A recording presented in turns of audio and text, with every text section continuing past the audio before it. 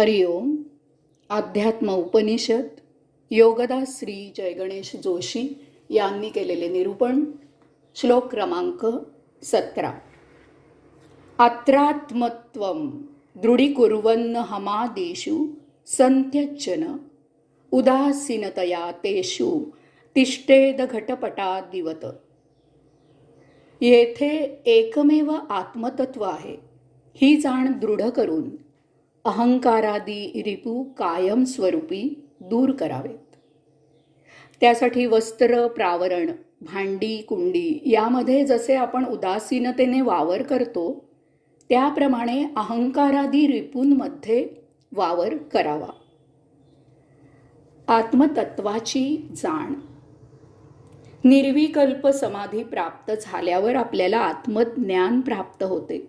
येथे या विश्वामध्ये एकमेव आत्मतत्व सोडल्यास अन्य काहीही नाही हे सत्य उमजते.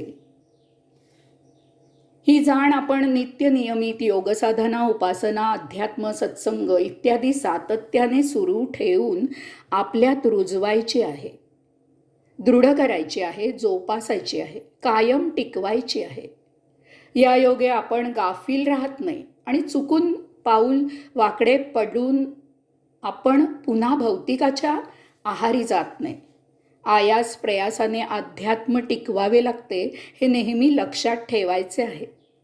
साक्षात्कारी योगी, संन्यासी यांना सुद्धा भौतिकाचा मोह होतो आणि ते भ्रष्ट होऊन पुन्हा भौतिकात अडकतात.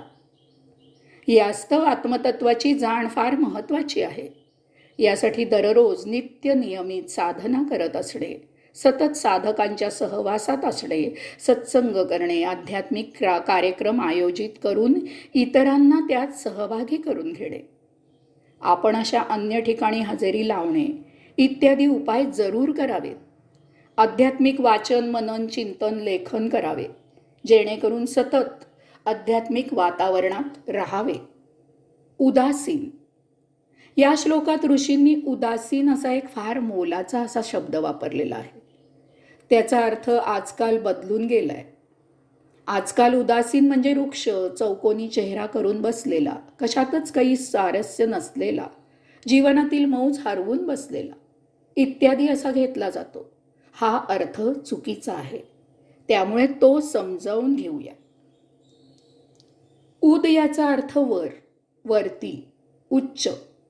उद अधिक आसीन याचा अर्थ वरच्या उच्च आसनावर आरूढ झालेला, विराजित झालेला, बसलेला.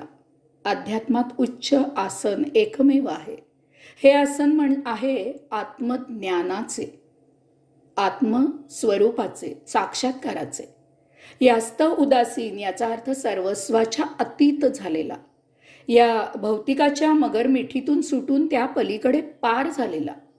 उदासीन म्हणजे अशा प्रकारे आध्यात्मिक दृष्ट्या भौतिकाच्या पलीकडे पोहोचून अध्यात्माच्या उच्चासनावर आरूढ झालेला योगी, संन्यासी, साक्षात्कारी.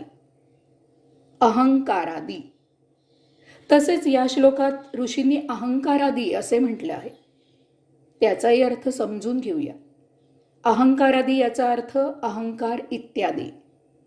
काय आहे हे इत्यादी?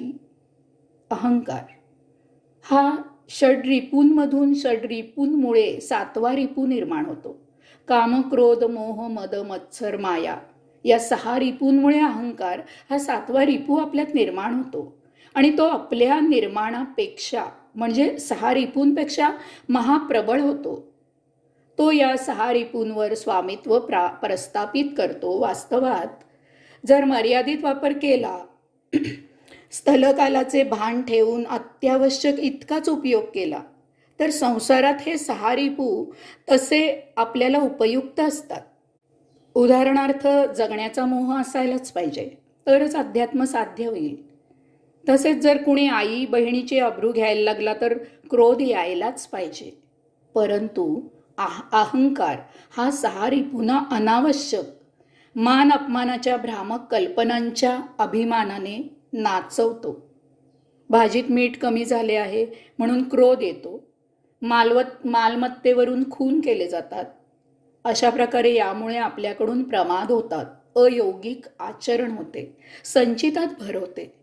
यास्तव यावर उपाय म्हणून ऋषी सांगतात संत्यजन.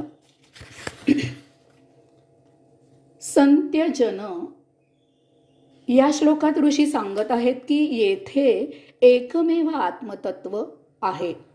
ही जाण दृढ करून अहंकारादी रिपू कायम स्वरूपी दूर करावे. त्यासाठी वस्त्र प्रावरण, भांडीकुंडी यामध्ये असे जसे आपण उदासीनतेने वावर करतो त्याप्रमाणे अहंकारादी रिपूंमध्ये वावर करावा.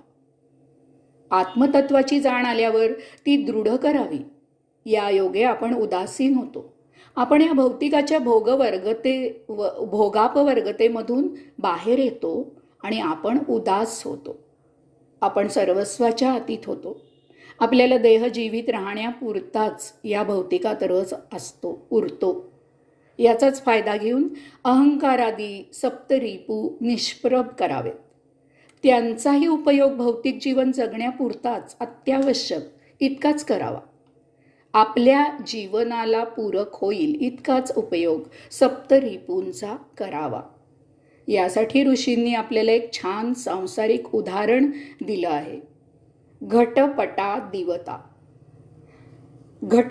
दिवत. ऋषी सांगतात की त्यासाठी वस्त्र प्रावरण, पट, भांडीकुंडी, घट यामध्ये जसे आपण उदासीनतेने वावर करतो त्याप्रमाणे अहंकारादी रिपूंमध्ये वावर करावा. आपल्या घरात अनेक भांडी असतात. तसेच आपल्या घरात फर्निचर असते, कपडे असतात. या सर्व वस्तूंमध्ये आपण सहज वावर करत असतो. या वस्तू नित्य वापरातील असतात, संसाराला नेहमी लागणाऱ्या असतात. तसेच या सर्व वस्तू सर्वांकडेच असतात. त्यात विशेष असे काहीच नसते. यामुळे त्या इतरांना आवर्जून दाखवल्या जात नाहीत, त्या मिरवल्या जात नाहीत, त्यांचा अभिमान बाळगला जात नाही. त्यातून आपण एखाद्या नवीन कपडा आणला, एखादे नवीन भांडे घेतले तर 4 दिवस त्याची नवलाई टिकते आणि एकदा वापरात आल्यावर त्याचे विशेष असे काही वाटे नसे होते. या सर्वाचा परिणाम म्हणजे आपण या वस्तूंबद्दल उदास असतो. आपल्याही नकळत या वस्तू आपल्याकडून वापरल्या जात असतात. ऋषी सांगतात की घरातील ह्या वस्तूंप्रमाणेच आपले सप्तरिपू आहेत हे ज्ञानाने समजून घ्यावे. त्यांचे स्तोम माजवू नये, त्यांना अजिबात महत्त्व देऊ नये. या इतर वस्तूंप्रमाणेच त्यांचा वापर एका बाजूला सहज केला जावा. त्यांच्याबद्दल उदासीन असावे, त्यांचा अभिमान बाळगू नये. या योगे ते सप्तरिपू आपल्याकडून अत्यावश्यक त्यावेळी अत्यावश्यक इतकेच वापरले जातील. म्हणजे त्यांच्यामुळे आपल्या हातून अयोगिक आचरण होणार नाही. अशा प्रकारे आपली आत्मतत्वाची जाण सदा दृढ राहील. आपली मुक्तीची यात्रा निर्विघ्न पूर्ण होईल. हरि ओम.